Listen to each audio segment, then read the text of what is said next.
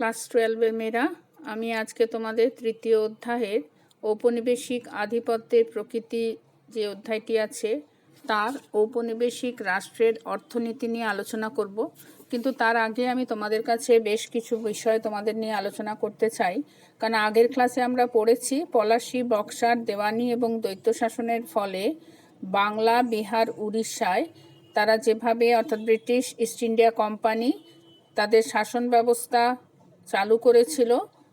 কিন্তু এবার আমি দেখব কিভাবে দক্ষিণ ভারত এবং উত্তর পশ্চিম এবং পশ্চিম ভারতেও তারা বিভিন্ন আঞ্চলিক শক্তিগুলিকে পরাজিত করে তাদের শক্তি বজায় রেখেছিল, সেটা পড়ব। কেননা এই সূত্রে আমরা ইঙ্গ মহীশূর, ইঙ্গ মারাঠা, ইঙ্গ শিখ যুদ্ধগুলি পড়ব। কিন্তু মেয়েরা এই অংশে আমরা সবসময় দেখব এমসিকিউ, এসিকিউ প্রচণ্ড অনেক প্রশ্ন আসে, সেই জন্যে এই জায়গাগুলো তোমরা কিন্তু ঠিকমতো বুঝবে বা পড়বে। আমি তোমাদের শুরু করছি। দ্বৈত শাসনের বিরুদ্ধে যে প্রতিক্রিয়া শুরু হয়েছিল আমাদের বাংলায়, তাতে কোম্পানির কার্যকলাপ নিয়ন্ত্রণের জন্যে কোম্পানি সুপারভাইজার নামে একটি নূতন দল নিয়োগ করেন। গভর্নর ভেরেলস্ট কৃষকদের স্বার্থ রক্ষা এবং সরকারি কর্মচারীদের অত্যাচার থেকে রক্ষা করার জন্য প্রথমে সুপারভাইজার কমিটি নিয়োগ করেছিল, কিন্তু তারাও দুর্নীতিগ্রস্ত হয়ে পড়াতে সিলেক্ট কমিটি বলে আরেকটি নূতন গঠন করে কমিটি। কিন্তু তাদেরও ব্যাপক দুর্নীতির ফলে আমরা শেষ পর্যন্ত দেখি ওয়ারেন হেস্টিংসের নেতৃত্বে দ্বৈত শাসনের অবসান ঘটছে এবং বাংলার শাসনভার সরাসরি কোম্পানি নিজেদের হাতে তুলে নিচ্ছে। নায়েব নাজিম মোহাম্মদ রেজা খাঁ ও সীতাব রায়কে পদচ্যুত করা হচ্ছে। এইভাবে আমরা দেখলাম কোম্পানি একটি রাজনৈতিক প্রতিষ্ঠানে চরিত্র লাভ করে।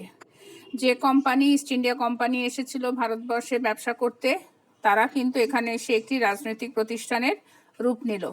এবার আমরা দেখব দক্ষিণ ভারতে মহীশূর রাজ্য নিজেদের আয়ত্তে আনতে গিয়ে সেই সময়কার যে মহীশূর, আমি তো বলেছিলাম তোমাদের যে হায়দার আলীর নেতৃত্বে একটি স্বাধীন রাজ্যের প্রতিষ্ঠা হয়েছিল। এই রাজ্যের শক্তি বৃদ্ধিতে ইংরেজদের চিন্তা শুরু হয় এবং ইংরেজরা ঈর্ষান্বিত হয়ে বাংলার অর্থনৈতিক শক্তি নিয়ে এবং সৈন্য সামন্ত নিয়ে এই ইঙ্গ মহীশূরে 4টি যুদ্ধ তারা চালায় এবং শেষ পর্যন্ত মহীশূরের পরাজয় এবং পতন হয়। এই সময় আমরা দেখব প্রথম ইঙ্গ মহীশূর যুদ্ধ 1787 থেকে 1769। সেখানে কিন্তু যুদ্ধের পরে মাদ্রাজের সন্ধি হয় 1769-এ। সেখানে ঠিক হয় যে ইংরেজ এবং মহীশূর তারা একে অন্যের যে সমস্ত জায়গা স্থানগুলো অধিকার করেছিল ফিরিয়ে দেবে। তৃতীয় শক্তি তারা আক্রান্ত হলে অন্য পক্ষ তাকে সাহায্য করবে। দ্বিতীয় মহীশূর যুদ্ধ 1783 থেকে 84। এখানেও আমরা দেখব যে ম্যাঙ্গালোরের সন্ধি হচ্ছে। হায়দার মারা গেলেন 1782-তে। তার পুত্র টিপু এই যুদ্ধটা চালিয়ে নিয়ে গেছিল, অতএব টিপুর সঙ্গে এই সন্ধি হলো এবং সন্ধিতে একই বিষয় নিয়ে আলোচনা হলো যে যা অধিকার করেছিল সে তার স্থানগুলো ফেরত দেবে। ডক্টর মহিবুল হাসান ঐতিহাসিক বলছেন এই সন্ধিকে টিপুর কূটনৈতিক জয় বলে তিনি মনে করেছিলেন।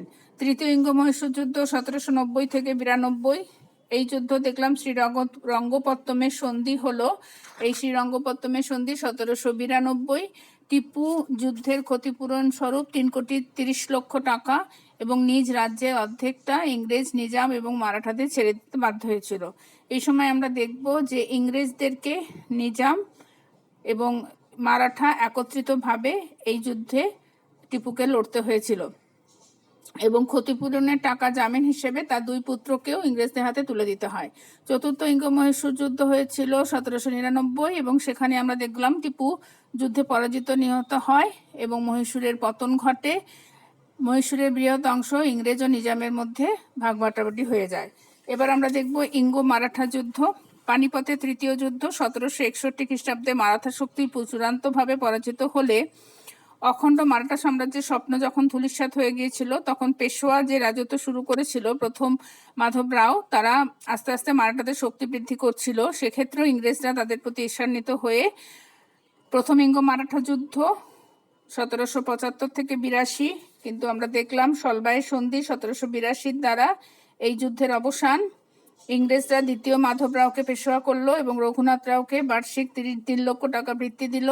ইংরেজরা সলসেট থানা বোম্বাই দখল করলো। আসল উদ্দেশ্য কিন্তু এই অঞ্চলগুলোকে দখল করাই। 1803, 1805 দ্বিতীয় ইঙ্গ মারাঠা যুদ্ধ, এবং সেখানেও আমরা দেখলাম যে যুদ্ধতে বেশ কিছু অংশ মারাঠা সাম্রাজ্যের পতন সুনিশ্চিত করেছিল এবং তাদের অনেক অংশ ইংরেজরা অধিকার করে নিয়েছিল। তৃতীয় মারাঠা যুদ্ধ 1817 থেকে 19, সেখানে আমরা দেখলাম যে মারাঠারা অনেক অংশে পরাজিত হয়ে পেশোয়া বাজিরাওয়ে পদচ্যুত হলো, কোম্পানির বৃত্তিভোগীতে পরিণত হলো এবং যে সমস্ত রাজ্যগুলো ছিল কোম্পানি সেখানে অধীনতামূলক মিত্রতা নীতি মানতে বাধ্য করেছিল। এইখানে এটা মনে রাখবে, 1818 খ্রিস্টাব্দকে ভারতের ইতিহাসে জলবিভাজিকা বলা হয়, কেননা পাঞ্জাব সিন্ধু ছাড়া সমগ্র ভারতে ব্রিটিশ সাম্রাজ্য অন্তর্ভুক্ত হয়েছিল। এবার আমরা দেখছি শিখদের নেতৃত্বে ইঙ্গ শিখ দ্বন্দ্ব বা যুদ্ধ। রঞ্জিত সিং এর উত্থান হয়েছিল। সুকারচুকিয়া মিশলের নেতা রঞ্জিত সিং 12টা মিশল নিয়ে তিনি যখন তার উত্থান করছিলেন, ঠিক সেই সময় বড়লাট লর্ড মিন্টোর নেতৃত্বে অমৃতসরের সন্ধি হলো 1839-এ। সেখানে পূর্ব দিক ইংরেজদের, শতদ্রু নদীর পূর্ব তীরবর্তী অঞ্চলটি রঞ্জিত সিং ইংরেজদের ছেড়ে দেয় এবং পশ্চিম দিকটা তাদের জন্য ছিল। কিন্তু তিনি লক্ষ্য করতে পারেন যে সারা ভারতবর্ষ যেভাবে ইংরেজরা তাদের সাম্রাজ্য ছড়িয়ে দিচ্ছিল, তিনি সেই জন্য বলেছিলেন যে সবকুছ লাল হো জায়গা, মানে পুরো ভারতবর্ষ ইংরেজদের অধীনে চলে যাবে। দুটো যুদ্ধ হয়েছিল। প্রথম ইঙ্গ শিখ 1845 থেকে 46 এবং লাহোরের সন্ধির দ্বারা প্রথম ইঙ্গ শিখ যুদ্ধ শেষ হয়। সেখানে বিশাল অংশ শিখদেরকে ইংরেজদেরকে দিয়ে দিতে হয়। এই শিখ দরবারে একজন ইংরেজ রেসিডেন্ট রাখার ব্যবস্থা করা হয়। শিখরা ক্ষতিপূরণ হিসেবে 1.5 কোটি টাকা দিতে ব্যর্থ হলে কাশ্মীর রাজ্যটাও ইংরেজদের ছেড়ে দিতে হয়। অর্থাৎ আস্তে আস্তে শিখদের পশ্চিম দিকের অংশ ইংরেজরা অন্তর্ভুক্ত করতে থাকে। দ্বিতীয় শিখ যুদ্ধ 1848-49, এখানে আমরা দেখতে পাচ্ছি যে ডালহৌসি এক ঘোষণার দ্বারা পাঞ্জাবকে ব্রিটিশ সাম্রাজ্যভুক্ত করে প্রায় আফগানিস্তানের সীমানা পর্যন্ত এরা এদের সাম্রাজ্য প্রসারিত করে। অর্থাৎ আমরা এতক্ষণ সেই বাংলা, বিহার, উড়িষ্যা থেকে মহীশূর, মারাঠা, শিখ, অর্থাৎ এরা পূর্ব থেকে দক্ষিণ পশ্চিম হয়ে উত্তর পশ্চিম অংশে ভারতের বিশাল অংশ সাম্রাজ্যভুক্ত করে ফেলেছে। ব্রিটিশ ইস্ট ইন্ডিয়া কোম্পানি এরপর শাসনযন্ত্র অর্থাৎ ইনস্ট্রাকশন অফ কন্ট্রোল কি করে করবে সেই নিয়ন্ত্রণ ব্যবস্থার জন্য কিছু আইন ব্যবস্থা চালু করেন। সেই হিসেবে আমরা দেখব প্রথম রেগুলেটিং অ্যাক্ট 1773। এই রেগুলেটিং আইনে বলা হয়েছিল বাংলা, বোম্বাই, মাদ্রাজে কেন্দ্রীয় সরকার গঠিত হবে। এখানে যিনি কেন্দ্রীয় প্রধান থাকবেন তার নাম হবে গভর্নর জেনারেল এবং ওয়ারেন হেস্টিংস প্রথম গভর্নর জেনারেল হিসেবে 1773-এ বাংলায় নিযুক্ত হন। তিনি 4 জন সদস্য বিশিষ্ট একজন কাউন্সিল তাকে সাহায্য করত এবং এই সময় সবচেয়ে উল্লেখযোগ্য হচ্ছে 1784-তে কলকাতায় সুপ্রিম কোর্ট স্থাপিত হয়, কেন্দ্রীয় বিচার ব্যবস্থা, এবং প্রধান বিচারপতি ছিলেন স্যার এলিজা ইম্পে। এই রেগুলেটিং অ্যাক্টের মাধ্যমে আমরা দেখতে পেলাম যে প্রথম ভারতবর্ষে আইনের মাধ্যমে একটি সুনির্দিষ্ট প্রশাসনিক কাঠামো প্রতিষ্ঠা করেন। প্রথম লিখিত আইন ভারতবর্ষে শুরু হয়, কারণ এতদিন ধরে ভারতের সমস্ত কিছুই অলিখিত ছিল। ভারতে প্রথম নিয়মতান্ত্রিক শাসনের সূত্রপাত ঘটল। এর মধ্যে দিয়ে আমরা দেখলাম মাইকেল এডওয়ার্ডস বলছেন এই আইন বাণিজ্য শক্তি হিসেবে ইস্ট ইন্ডিয়া কোম্পানির পতনের সূচনা করে। তারপরের বছরই তারপরেই দেখব 1784-তে পিটের ভারত শাসন আইন, যেটি আমাদের ব্রিটিশ প্রধানমন্ত্রীর উইলিয়াম পিটের উদ্যোগে হয়েছিল। এটি একটি ইস্ট ইন্ডিয়া কোম্পানি অ্যাক্ট। তিনিও বোর্ড অফ কন্ট্রোল বলে একটি নতুন 4 জন সদস্যকে নিয়ে অর্থ রাষ্ট্র চালানোর জন্য গঠিত করেন। তিনি সেখানে 3 সদস্য বিশিষ্ট একটি কাউন্সিল গঠিত করেন। সিক্রেট কমিটি কন্ট্রোলের যাবতীয় নির্দেশ তিনি দেন। আমরা এবার দেখলাম যে গভর্নর জেনারেলের ক্ষমতা আরও বেশি বেড়ে গেল। বাংলা ছাড়াও বোম্বাই এবং মাদ্রাজ প্রেসিডেন্সির ওপর তার কর্তৃত্ব স্থাপিত হলো। এবার আমরা দেখব ভারতবর্ষে তারা 4টে চার্টার অ্যাক্ট বা সনদ আইন করেছিল। ইস্ট ইন্ডিয়া কোম্পানি বাংলা তথা ভারতবর্ষের পুরো বাণিজ্যের সনদ 20 বছর পর পর নবীনীকরণ করার জন্যে 4টে মোট চার্টার অ্যাক্ট বা সনদ আইন করেছিল। 1793, 1813, 1833, 1853, এবং এই চার্টার আইনের মাধ্যমে আমরা দেখলাম সবচেয়ে গুরুত্বপূর্ণ হচ্ছে 1813-তে এই 1 লক্ষ টাকা ভারতের শিক্ষা খাতে ব্যবহার। তোমরা শিক্ষা ব্যবস্থায় পড়েছো, সেখানে আমরা দেখলাম যে এডিসকম এবং হেলবেরি কলেজ স্থাপন করে কোম্পানি সামরিক এবং বেসামরিকদেরকে প্রশিক্ষণ দেওয়ার জন্য এখানে কলেজগুলো তৈরি করা হয়। যোগ্যতার ভিত্তিতে সরকারি কর্মচারী নিয়োগের ব্যবস্থা করা হয়। ভারতে ব্রিটিশ বণিকদের ব্যবসার দরজা খুলে দেওয়া হয়, অর্থাৎ বাণিজ্যিক প্রতিষ্ঠান থেকে রাজনৈতিক প্রতিষ্ঠানে পরিণত হওয়ার জন্যে যে সুযোগ্য কর্মচারীর প্রয়োজন, তাদেরকে শিক্ষণ ব্যবস্থারও সমস্ত কিছু এই সময় করে দেওয়া হয়। এবার আমরা দেখছি 1833-এ চার্টার অ্যাক্টে আমরা যদি দেখি, এখানে ব্রিটিশ পুঁজির অবাধ প্রবেশ, শক্তিশালী কেন্দ্রীয় শাসন প্রতিষ্ঠা, সারা দেশে একই আইন শাসন প্রবর্তন। 1853 চার্টার অ্যাক্টে আমরা দেখলাম যে অবাধ প্রতিযোগিতামূলক পরীক্ষার মধ্যে দিয়ে নিয়োগের সিদ্ধান্ত, কোম্পানির যে আমলা বা ব্যুরোক্র্যাট বা অফিসারদেরকে তৈরি করা হতো। লেফটেন্যান্ট গভর্নরের হাতে বাংলা শাসনের দায়িত্ব দেওয়া হলো। এবার আমরা ভারত শাসন আইন দেখব, যেটি আমরা 1858 সিপাহী বিদ্রোহের পর আমরা দেখেছিলাম মহারানী ভিক্টোরিয়ার যে ঘোষণার দ্বারা হয়েছিল, সেখানে কোম্পানি শাসনের অবসান করে দেওয়া হলো। Secretary of state for India বা ভারত সচিবের হাতে সমস্ত দায়িত্ব দেওয়া হয়। এর মধ্যে দিয়ে গভর্নর জেনারেলকে নতুন উপাধিতে ভূষিত করা হয়, সেটা হচ্ছে ভাইসরয়। লর্ড ক্যানিং শেষ গভর্নর জেনারেল এবং প্রথম ভাইসরয় হিসেবে নিযুক্ত হয়। 1858 খ্রিস্টাব্দে দেখলাম যে শাসন কাজে ভারতীয়দের মতামতের গুরুত্ব দেওয়া কিন্তু হয়নি। শাসন ব্যবস্থায় ব্রিটিশ বিত্তবানদেরই বেশি ক্ষমতা বাড়ে। 1861 ভারত শাসন আইনে আমরা দেখতে পাচ্ছি এখানে ভারতীয়দের সর্বপ্রথম আইন রচনার কাজে যোগদানের অধিকার দেওয়া হয়েছিল। 1892 ভারত শাসন আইনে আমরা এই প্রথম দেখলাম সুরেন্দ্রনাথ বন্দ্যোপাধ্যায়, রাসবিহারী ঘোষ, গোপাল কৃষ্ণ গোখলে আইনসভায় পরোক্ষভাবে নির্বাচিত হচ্ছেন, অর্থাৎ এর মধ্যে দিয়ে ভারতীয়দের নিয়োগের ব্যবস্থা আমরা দেখতে পাচ্ছি। 1773 থেকে শুরু করে ব্রিটিশদের যে সমস্ত আইনগুলি একে অপরের পরিপূরক, কোম্পানির হাত ধরে আস্তে আস্তে আমরা দেখলাম ব্রিটিশ সরকারের হাতে সমস্ত শাসন ক্ষমতা ন্যস্ত হতে গেছিল। এই আইনগুলোর অন্যতম লক্ষ্যই হচ্ছে তাই। তাছাড়া ভারতীয়দের স্বার্থ রক্ষার জন্য নয়, কিন্তু ব্রিটিশদের স্বার্থ রক্ষা এবং এই দেশে ব্রিটিশ শাসন ও সাম্রাজ্যের নিরাপত্তা বৃদ্ধি করাই ছিল ব্রিটিশ আইনগুলোর মূল উদ্দেশ্য। তোমরা নিশ্চয়ই বই পেলে তোমরা এগুলো ভালো করে পড়তে পারবে। ঐতিহাসিক বিপিনচন্দ্র বলছেন, শাসন ব্যবস্থার সঙ্গে ভারতীয়দের যুক্ত করার বিষয়টা কিন্তু একটি ধাপ্পাবাজি, আদৌ কিন্তু আমাদের তেমনভাবে যুক্ত করা হচ্ছিল না, যার জন্য পরবর্তীকালে নানা রকম বিদ্রোহে সামিল আমরা হতে বাধ্য হয়েছিলাম।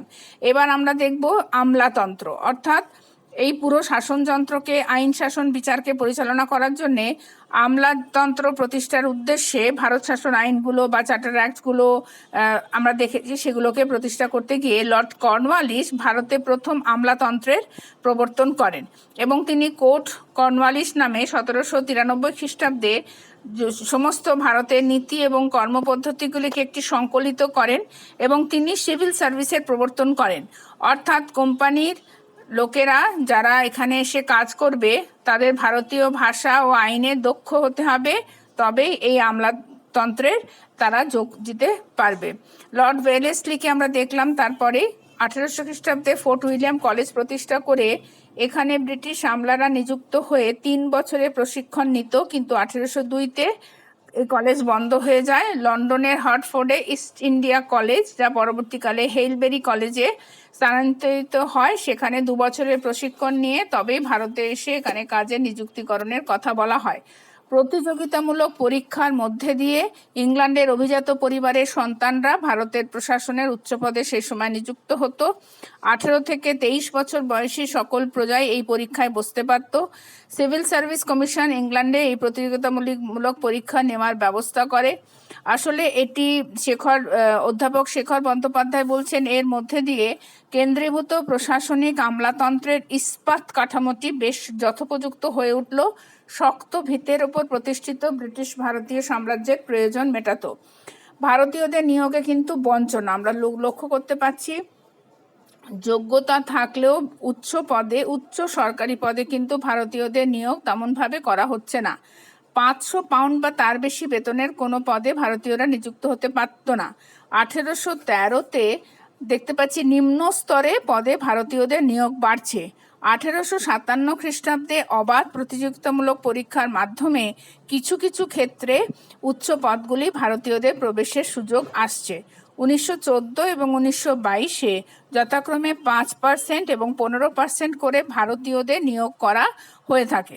ভারতে পরীক্ষা গ্রহণের দাবিতে আমরা দেখেছি ভারত সভা এবং লর্ড লিপন সিভিল সার্ভিস পরীক্ষা ইংল্যান্ডের সাথে সাথে ভারতেও নেওয়ার জন্যে তারা আলোচনা করেন এবং 1892 খ্রিস্টাব্দে সিভিল সার্ভিস ব্যবস্থা সংস্কার করা হয়। এই ভারতীয় সিভিল সার্ভিস বা আমলাতন্ত্র সমগ্র বিশ্বে একটি সুদক্ষ ও ক্ষমতাসম্পন্ন শ্রেণী হিসেবে পরবর্তীকালে আত্মপ্রকাশ করেছিল। ভারতীয় আমলারা দক্ষতা, কঠিন পরিশ্রম এবং একটি ঐতিহ্য ও নজির সৃষ্টি করেছিল। আমলাতন্ত্র অর্থাৎ ব্যুরোক্র্যাটকে ব্রিটিশ শাসনে স্টিল ফ্রেম বলা হয়, কারণ এই আমলাতন্ত্রের লক্ষ্যই ছিল ব্রিটিশ সরকারের স্বার্থ রক্ষা করা। এর দ্বারা ভারতীয়দের কিন্তু কোনো উপকার হয়নি, তাই ভারতীয় আমলারা এই ক্রমবর্ধমান জাতীয়বাদীদের আক্রমণের অন্যতম লক্ষ্য হয়ে উঠছিল। এরপরে এই পুরো শাসন ব্যবস্থাকে ঠিকমতো নিয়ন্ত্রণ করার জন্যে পুলিশি ব্যবস্থা এবং সেনাবাহিনীর আমরা কিছু দেখব। ওয়ারেন হেস্টিংস, কর্নওয়ালিস, বিভিন্ন গভর্নর জেনারেলরা তারা নির্দিষ্ট জেলা, থানা, ফৌজদারি, পুলিশ কর্মচারী, কোতোয়াল এর মধ্যে দিয়ে আমরা দেখতে পাচ্ছি যে সমগ্র ভারতবর্ষকে সম্পূর্ণ পুলিশ বিভাগের দায়িত্বের মধ্যে দিয়ে নিয়ে এসে বাংলায় ব্রিটিশ আধিপত্য প্রতিষ্ঠার পূর্বে মোঘল আমলে যে ফৌজদারি ব্যবস্থা ছিল সেটাকে তারা প্রথমে রেখেছিল। কোতোয়ালরা শহরগুলিতে আর চৌকিদাররা গ্রামগুলোর নিরাপত্তা রক্ষা করত। 1765-তে যখন দিওয়ানি লাভের পর বাংলা, বিহার, উড়িষ্যা রাজস্ব আদায়ের দায়িত্ব পেল, তখন কিন্তু এরা কি করলো, পুলিশ ব্যবস্থা ভাঙতে শুরু করলো। 1765-র পরে ভয়াবহ দুর্যোগ বাংলায়, 76-এর মন্বন্তর, আইন শৃঙ্খলার অবনতির পরিস্থিতিতে ব্রিটিশ কোম্পানি এখানে একটি সুসংবদ্ধ পুলিশি ব্যবস্থা তৈরি করে। লর্ড কর্নওয়ালিসের নেতৃত্বে আমরা দেখতে পাচ্ছি দারোগার হাতে থানার দায়িত্ব চলে যায়, শহরে কোতোয়াল নিযুক্ত হয়। ভারতে ব্রিটিশ সাম্রাজ্য অন্যান্য জায়গাতেও অর্থাৎ সারা ভারতের বিভিন্ন জায়গায় এই ব্যবস্থাগুলিকে চালনা করতে থাকে, কিন্তু বিভিন্ন ক্ষেত্রে দারোগা ব্যবস্থা বাতিল করা হয় তাদের ত্রুটি বিচ্যুতির জন্যে। সেখানে কালেক্টরদের হাতে দায়িত্ব দেওয়া হয়। রাজস্ব বিভাগ বা আরও শাসন বিভাগের বিভিন্ন দেখাশোনা এরা করত। সিন্ধু অঞ্চলে পুলিশি ব্যবস্থা শুরু হয়। মহাবিদ্রোহের পরে ডিস্ট্রিক্ট সুপারিনটেন্ডেন্ট অফ পুলিশ এর কাজ নামে একটি নতুন পদ গ্রাম ও শহরের পুলিশ বাহিনীতে তৈরি করা হয়। ইন্সপেক্টর জেনারেল, জেলা কালেক্টর এরা প্রাদেশিক সরকারের দায়িত্বে থাকে। এই ক্ষেত্রেও আমরা দেখতে পাচ্ছি পদমর্যাদায় ইউরোপীয়রা যেখানে শুরু করতেন, ভারতীয়দের চাকরি জীবন সেখানে শেষ হতো, অর্থাৎ আমাদেরকে নানা পদে তারা বঞ্চনা করত, ভারতীয়দের নিয়োগ তারা করতো না। অর্থাৎ 1947 খ্রিস্টাব্দের ক্ষমতা হস্তান্তরের সময় পর্যন্ত সেই 1857 বিদ্রোহ থেকে শুরু করে পুলিশ রাজ এখানে প্রতিষ্ঠিত ছিল। ভারতে ব্রিটিশ প্রশাসনের স্তম্ভই ছিল পুলিশ বাহিনী, কারণ এরা সেনাবাহিনী, পুলিশ এই কোম্পানির সহায়ক হিসেবে কাজ করত, শান্তি শৃঙ্খলা রক্ষা করত, দমন দায়িত্ব নিয়ে সেই দমন কাজকে পরিচালনা করত। কৃষক বিদ্রোহ, অন্যান্য আন্দোলনে ব্রিটিশ সরকার যখন সংকটের সম্মুখীন হতো, তারাই কিন্তু সবার সামনে গিয়ে ব্রিটিশ শাসনের অস্তিত্বকে সুনিশ্চিত করত। সেনাবাহিনী বলতে আমরা দেখতে পাচ্ছি যে ভারতে ব্রিটিশ সাম্রাজ্যের ধারাবাহিক প্রসার ও নিরাপত্তাকে সুনিশ্চিত করার জন্য ইংরেজরা এই সেনাবাহিনী প্রতিষ্ঠার প্রয়োজনীয়তা করেছিলেন। সীমা অলাভি একজন ঐতিহাসিক বলছেন, ভারতে ইংরেজ ইস্ট ইন্ডিয়া কোম্পানির রাজনৈতিক সার্বভৌমত্ব প্রতিষ্ঠার ক্ষেত্রে কোম্পানির সেনা নিয়োগের ঘটনা অত্যন্ত গুরুত্বপূর্ণ, কারণ দক্ষিণ ভারতে ইঙ্গো ফরাসি দ্বন্দ্বের সময়, আবার পলাশির যুদ্ধে নবাব সিরাজউদ্দৌলাকে পরাজিত করার জন্য নৌবাহিনীর প্রয়োজন হয়েছিল। অতএব পার্সিভাল স্পিয়ার বলছেন, সিভিল সার্ভিস গভর্নরের যদি দক্ষিণ হস্ত হয়, অর্থাৎ অফিসার্সরা যদি দক্ষিণ হস্ত হয়, সেনাবাহিনী তাদের বাম হস্ত, কারণ এই সেনাবাহিনীরা উচ্চ পদে ভারতীয়দের এখানেও নিয়োগ করা হতো না। ইউরোপীয় অফিসাররা নিযুক্ত হতো। ভারতীয় সেনার সংখ্যা মাত্র তখন ছিল 3 জন এবং বেতন ছিল 300 টাকা। সেনাপতি বা কমান্ডার চিফ ভারতীয় সিপাহীদের যা কিছু ইউরোপীয় এরা হুকুম দিত কাজ করতে বাধ্য হতো। এরা ভারতীয়দের নিয়োগের ক্ষেত্রে ওরা দেখতে পাচ্ছে উচ্চ বর্ণের ব্রাহ্মণ, ধনী রাজপুত কৃষক, বিহারের ভূমিহার ব্রাহ্মণ ও রাজপুতদেরই নিযুক্ত করত। পরবর্তীকালে দক্ষিণ বাংলার পশ্চিম ও দক্ষিণ দিকে কোম্পানির আধিপত্য ঘটলে পাহাড়ি উপজাতির মানুষদেরকে এরা সেনাবাহিনীতে নিয়োগ করে, বিশেষ করে নেপালের গোর্খা। সেনার সংখ্যা বৃদ্ধি খুব দ্রুত গতিতে বাড়তে থাকে, কারণ এত বড় রাজ্যকে সীমানাতে তাদের সামলানোর জন্যে অনেক সেনার প্রয়োজনীয়তা হয় এবং সেনাবাহিনীর পিছনে প্রচুর ব্যয়ও হয় এবং ব্রিটিশদের খরচ অত্যন্ত বেড়ে যায় এবং সেগুলো বোঝাই যাচ্ছে ভারতের রাজস্ব থেকে সে সমস্ত ব্যয় বহন করা হতো। জাতপাতের বিষয়ে আমরা দেখতে পাচ্ছি ইংরেজদের অনুগত উত্তর পশ্চিম সীমান্ত প্রদেশের পাঠান, পাঞ্জাবের জাট, উত্তর ভারতের রাজপুত, নেপালের গোর্খা প্রভৃতি জাতিগুলিকে যুদ্ধ উপযোগী জাতি হিসেবে চিহ্নিত করা হয়। সেনাবাহিনীতে নিয়োগের ক্ষেত্রে এসব জাতিকে বেশি গুরুত্ব দেওয়া হয়। ভারতের সামরিক বিষয় তদারকির জন্য পিল কমিশন বলে একটি কমিশন গঠিত হয়। এই কমিশন সুপারিশ করে যে বিভিন্ন জাতির মানুষ নিয়ে 5 মিশেলি ভারতীয় সেনাবাহিনী গঠন করা হয়। বেতন এবং ভাতার ক্ষেত্রে আমরা দেখছি ভারতীয় সেনারা নিয়মিত বেতন পেত, তবে অবসরকালীন ভাতা, অন্যান্য ভাতা, পুনর্বাসন ভাতা কিছু কিছু সুযোগ এরা পেত। 1820-র দশকে ভারতে তাদের বিভিন্ন আর্থিক ও সামাজিক সুবিধা হ্রাস করা শুরু হলে কিন্তু তাদের বিদ্রোহের পথে তারা এগোয়। সেনাবাহিনী প্রতিষ্ঠার ক্ষেত্রে আমরা দেখলাম ইংরেজ কোম্পানি সারা ভারতবর্ষে একচ্ছত্র রাজনৈতিক আধিপত্য প্রতিষ্ঠা করছে। ধারাবাহিক সম্প্রসারণে 57 থেকে 1857 পর্যন্ত, অর্থাৎ 1757 থেকে 1857 পর্যন্ত 100 বছরের মধ্যে ইস্ট ইন্ডিয়া কোম্পানি সমগ্র ভারত জয় করে এই সেনাবাহিনীর হাত ধরেই। ভারতীয় ব্রিটিশ সাম্রাজ্য সম্ভাব্য বিপদ বা সমস্যা থেকে কোম্পানির সাম্রাজ্যকে রক্ষাও করত সেনাবাহিনী। অর্থাৎ যে সীমানা ছিল, এদিকে উত্তর পশ্চিমে আফগানিস্তান, দক্ষিণ পূর্বে ব্রহ্মদেশ, উত্তরে নেপাল, এই সমস্ত সীমান্তবর্তীতে কিন্তু এই সেনাবাহিনীরাই কাজ করত এবং বৈদেশিক আক্রমণ থেকে রক্ষা করার জন্য এরাই সাহায্য করত। এইবার মেয়েরা আমরা যেটা সবচেয়ে ইম্পর্টেন্ট যে পড়া, সেখানে আমরা চলে যাচ্ছি। ভারতে ইস্ট ইন্ডিয়া কোম্পানির আমলে বিভিন্ন ধরনের ভূমি রাজস্ব ব্যবস্থা। উচ্চ মাধ্যমিকে এই প্রশ্নটি যথেষ্ট ভালোভাবে আসে, তোমরা ভালো করে মন দিয়ে এই সময়টা শুনবে। 1765 খ্রিস্টাব্দে ইংরেজ কোম্পানি বাংলা, বিহার ও উড়িষ্যার সুবা বাংলায় দেওয়ানি লাভ করার পর রাজস্ব আদায়ের ক্ষেত্রে দুর্নীতি লক্ষ্য করেছিল। কৃষকদের ওপর অত্যাচারের মাত্রা দিন দিন বেড়ে যেতে থাকলো। এই পরিস্থিতিতে ইংরেজ কর্তৃপক্ষ বাণিজ্য নিয়ন্ত্রণের পাশাপাশি ভূমি রাজস্ব ব্যবস্থার ক্ষেত্রে পরিবর্তন আনতে পরীক্ষামূলক বিভিন্ন পদক্ষেপ গ্রহণ করে। তাহলে আমরা কি দেখব, ইস্ট ইন্ডিয়া কোম্পানি কিভাবে ভূমি রাজস্ব নীতিগুলিকে গ্রহণ করছে। ওয়ারেন হেস্টিংসের শাসনকালকে ভূমি রাজস্ব সংক্রান্ত পরীক্ষা নিরীক্ষার যুগ বলা হয়, কারণ তিনি বেশ কিছু ভূমি রাজস্ব নীতি এই সময় গ্রহণ করেছিলেন। তার মধ্যে গুরুত্বপূর্ণ হচ্ছে 1772 খ্রিস্টাব্দের পাঁচশালা বন্দোবস্ত। এই ব্যবস্থায় জমি নিলামে তুলে সর্বোচ্চ রাজস্ব প্রদানকারী জমিদারকে 5 বছরের জন্য জমি বন্দোবস্ত দেন। কিছু অসাধু জমিদার বা ইজারাদাররা, যাদেরকে ইজারা বা জমি দিত তাদেরকে ইজারাদার বলা হয়, তারা মাত্রা অতিরিক্ত রাজস্ব আদায় করায় এবং সঠিক সময়ে নিজস্ব রাজস্ব সরকারকে প্রদানে ব্যর্থ হলে এই ব্যবস্থা কিন্তু অনিশ্চিত হয়ে পড়ে। ইতিমধ্যে পাঁচশালা ব্যবস্থার ত্রুটি বিচ্যুতি দেখতে পেলে ওয়ারেন হেস্টিংস 76 অর্থাৎ 1776 সালে আমিনি কমিশন গঠন করে। এই কমিটি রাজস্ব ব্যবস্থা পর্যালোচনা করে জমির উৎপাদিকা শক্তি অনুসারে 1/5 বা 1/6 রাজস্ব হিসেবে ধার্য করে। ইতিমধ্যে আমিনি কমিশনের সুপারিশ অনুসারে 1777 খ্রিস্টাব্দে ওয়ারেন হেস্টিংস সর্বোচ্চ রাজস্ব প্রদানকারী ব্যক্তিকে 1 বছরের জন্য জমি বন্দোবস্ত করেন, তাকে বলা হয় একশালা ব্যবস্থা। এরপরে একশালা বন্দোবস্ত ইজারাদার কর্তৃক প্রজাপীড়ন বন্ধ করতে ও কোম্পানির বাৎসরিক আয়ের নিশ্চয়তা দান করতে গিয়ে 1790-এ তিনি এই 10 শালা ব্যবস্থা চালু করলেন, যা পরবর্তীকালে চিরস্থায়ী বন্দোবস্ত নামে পরিচিত হবে। তাহলে আমরা এই সময় সবচেয়ে গুরুত্বপূর্ণ যে অংশটা পড়ব সেটা হচ্ছে বাংলায় চিরস্থায়ী ব্যবস্থা সম্পর্কে আমরা পড়ব। ইস্ট ইন্ডিয়া কোম্পানির আমলে যে সমস্ত ভূমি রাজস্ব ব্যবস্থা চালানো হচ্ছিল সেই তাদের ত্রুটিগুলোকে দূর করে লর্ড কর্নওয়ালিস 1793 খ্রিস্টাব্দের 12ই মার্চ বাংলায় 10 ব্যবস্থাকে চিরস্থায়ী বন্দোবস্তে পরিণত করেন।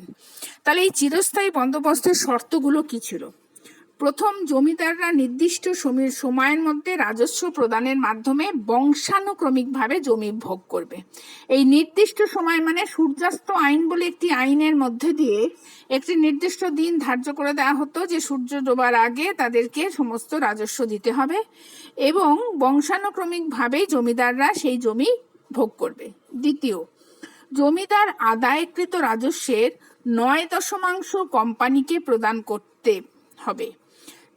3 নম্বর, আমি যেটা এক্ষুনি বললাম, সূর্যাস্ত আইন অনুযায়ী বছরের নির্দিষ্ট দিনে যদি কোম্পানিকে রাজস্ব প্রদানে কেউ ব্যর্থ হয় তাহলে সেই জমিদারের জমিদারি কিন্তু বাজেয়াপ্ত হবে।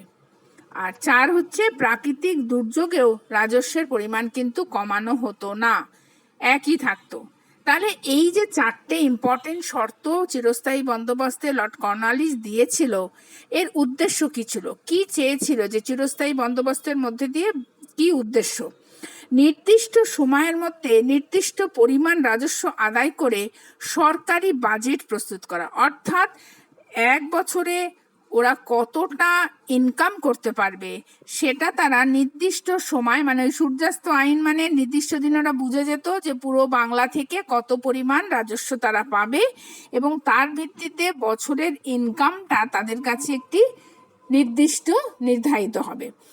এদেশে নেক্সট হচ্ছে অনুগত একটি অভিজাত শ্রেণী, এই যে জমিদার শ্রেণী যারা রাজস্ব আদায় করে কৃষক এবং সরকারের সাথে যোগসূত্র করত, এই অভিজাত শ্রেণী এই সময় গড়ে ওঠে। তৃতীয় হচ্ছে, জমির ওপর স্থায়ী স্বত্ব প্রদান করে জমিদারদের মাধ্যমে উৎপাদন বৃদ্ধির দ্বারা গ্রামীণ অর্থনীতিকে চাঙ্গা করা হয়েছিল। অর্থাৎ বলছে ওই 1 শালা বা 5 শালার ফলে জমির ওপর কৃষকদের স্থায়িত্ব কম থাকায় তারা নাকি সেই জমিগুলোর উন্নতিতেও মন দিতে পারতো না। সেই জন্যে জমিদাররা যখন দেখলো যে চাষিদের হাতে স্থায়ী স্বত্ব দেওয়া হলো তাহলে তারা সেই গ্রামীণ অর্থনীতিকে উন্নত করবে। তারপরে হচ্ছে, খাজনার হার নির্দিষ্ট হওয়ায় জমিদার কর্তৃক শোষণ ও জমি থেকে কৃষক উচ্ছেদের সম্ভাবনা কম থাকবে। অর্থাৎ জমি এবং কৃষক বা জমিদার এই 3 জনের মধ্যে সম্পর্ক ভালো হবে, কারণ জানে প্রতি বছরই এর কাছ থেকে আমাকে রাজস্ব নিতে হবে, কৃষকও জানে এই জমিকেই আমাকে উন্নতভাবে ফসল ফলাতে হবে, ফলে গ্রামীণ অর্থনীতি একটু চাঙ্গা হয়েছিল এবং উচ্ছেদও কম হচ্ছিল। জমিদার কর্তৃক গ্রামের রাস্তাঘাট নির্মাণ, শিক্ষা, স্বাস্থ্য ইত্যাদিতেও উন্নতির কাজে হাত দেয়া হবে বলে মনে করা হয়েছিল। অর্থাৎ চিরস্থায়ী বন্দোবস্তে যেহেতু রাজস্ব আদায়, সেগুলোকে বহন করে নিয়ে যাওয়া, রাস্তাঘাট তৈরি করা, শিক্ষা ব্যবস্থা, স্বাস্থ্য ব্যবস্থা সুন্দর হবে, এই সমস্ত কার্যকলাপ হওয়ার উদ্দেশ্যে এই বন্দোবস্ত নেওয়া হয়েছিল। কিন্তু শেষ পর্যন্ত আমরা এর ফলাফল কি দেখলাম? সুফল বলতে গেলে আমরা দেখতে পাচ্ছি যে ওই যেটা বললাম আমি তোমাদের, যে বার্ষিক আয় নির্দিষ্ট হওয়ায় সরকারের বাজেট তৈরিতে সুবিধা হয়েছিল। জমির ওপর স্থায়ী স্বত্ব লাভ করায় জমিদার কিছু কিছু গ্রামীণ ভালো কাজ, সংস্কারমূলক কর্মসূচি নিয়োগ করেছিল।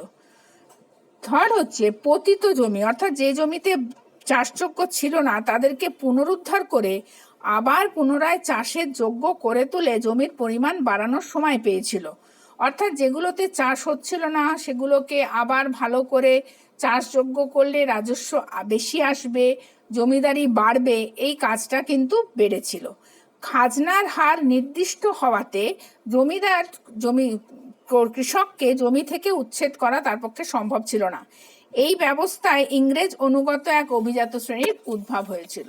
কুফলে আমরা দেখতে পাচ্ছি যে রাজস্বের হার নির্দিষ্ট হলেও সরকারের আয় বৃদ্ধির সম্ভাবনা কম হয়ে গেছিল। সেকেন্ড হচ্ছে, এই সূর্যাস্ত আইনে ব্যর্থ হলে জমিদারি অনেকেই হারাচ্ছিল। তারপরে হচ্ছে, জমি জরিপ এবং উৎপাদিকা শক্তি অনুসারে রাজস্ব নির্ধারণ না করা ছিল এক অবিবেচক সিদ্ধান্ত। প্রতি বছর কিন্তু জমি চাষবাস করার ফলে সব জমি থেকে একই পরিমাণ উৎপাদন নাও হতে পারে, সেটা কিন্তু দেখা হতো না। অনেক বিত্তবান ও ব্যবসায়ী রাজস্ব প্রদানের শর্তে জমিদারি ক্রয় করলে প্রজা শোষণের মাত্রা বৃদ্ধি পেয়েছিল।